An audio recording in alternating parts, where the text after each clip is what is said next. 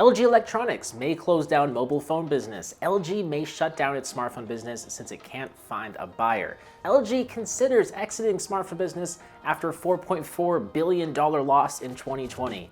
These were some of the headlines we saw earlier this week, and while the news has yet to be officially confirmed, it's not looking good for LG's smartphone business or for its customers, what little remain. And this is really a bummer for a number of reasons, even if I could see the writing on the wall for a while now. First of all, I was really looking forward to LG's Rollable smartphone that was reportedly in the works and expected to actually be launched in March. It's basically a smartphone with an extendable display on both the left and right sides, so you get a traditional 16:9 or 18:9 display that can turn into a big tablet for watching movies, YouTube videos, reading some ebooks, you name it. It's gonna be, or it would have been, a media consumption beast of a smartphone. And it's no question that it's a smartphone design that we're inevitably going to see in the not too distant future, but LG would have been the first to launch such a rollable smartphone, a legit rollable phone here in the US. And I was really excited to test it out. But now, obviously, it looks like that's not gonna happen, and it's a shame. LG has always had a little bit of a sweet spot in my heart because I fell in love with the LG G series back in the day, specifically the LG G3, which I used as my flagship smartphone more than any other phone at the time. And they've always really fought alongside the Samsung Galaxy line, but they never quite got the recognition that I felt like they deserved. And I always felt like they were kind of like the underdogs, even though a lot of times they offered largely the same specs and features and similar design as the Samsung phones, but for less than what Samsung charged. And in some cases, they would actually offer more features than the Samsung counterparts, but wouldn't quite get the recognition they deserved. You have to give LG some credit for trying new things and experimenting, even if the end result wasn't always great or could be better. As a tech enthusiast, I love a company that's willing to take risks, willing to experiment, and make you sort of question the product's existence in the first place. It makes my job a lot more exciting, and when it works, it can make a customer very happy about their purchase. Potentially the last flagship smartphone we will have from LG sort of embodies that philosophy.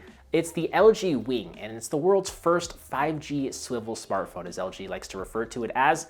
It has this massive 6.8-inch OLED display that swivels to reveal a secondary 3.9-inch display underneath for enabling all sorts of different things, like a gimbal mode. You could multitask by watching a video above and browsing Twitter or something down below. And it has just about all of the high-end specs you would find in the latest Galaxy phone, except obviously it comes in this unique form factor that never quite took off. Like for me personally, as a left-handed user, it was very difficult to swivel open the main display with one hand. I mean, it's a massive phone to begin with, so that in and of itself kind of makes one-handed use very difficult. But the form factor ultimately failed to convince myself and obviously many others that it was something that we all needed in our lives.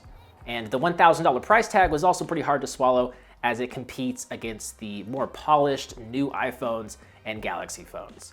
But the point of the matter is, if LG's mobile phone division does shutter, I think it'll be remembered as being innovative, experimental, and risk tolerant. I also want to admire LG's PR team because they've always been super generous in providing review units for smaller YouTubers like myself at the time. Like when I first got into this business like several years ago, obviously you start off small and a lot of times you don't get review units that a lot of the bigger channels get.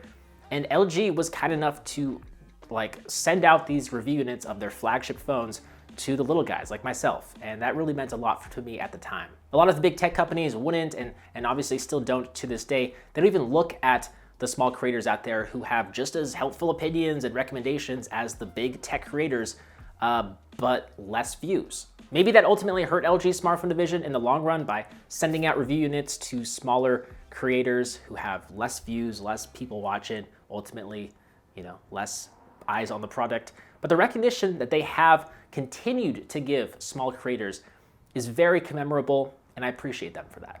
So in closing, I'm gonna miss LG smartphones. If they do end up closing down, not finding a buyer, I want you to leave a comment about your favorite LG smartphone and what you liked about it. Was it like the display, the form factor, the removable battery, micro SD card slot? What did you like about your favorite LG smartphone? Let's sort of commemorate LG by reflecting on their past creations. With that said, guys, I'm Bo HD from Slash.tv. Hope you enjoyed this video. Thank you for watching. Rest in peace, LG. LG's phone division, I shall note. I'll see you guys right back here in the next one. See ya.